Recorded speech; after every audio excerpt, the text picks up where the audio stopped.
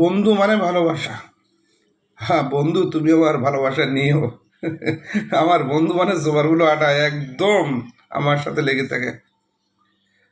এই যে আমার রাজা এবং রাজরানীর আবেদনে সন্ধ্যার প্রাককালে গদখালি পিকনিক স্পটে যেতে হবে, তাদের আবেদন আমি ফেলতে পারলাম না। আর তাদের কথাও তো আমি ফেলতে পারি না। যাই হোক, আমার ফ্যামিলির সবাই মোটামুটি এসেছি। আমার বন্ধুর নানি আপা আসে নাই, আমার বড় মেয়ে আসে নাই, আমার বান্ধবী আসে নাই। আর বন্ধুর এই যে দুই নানান, আমার দুই শালাবাবু।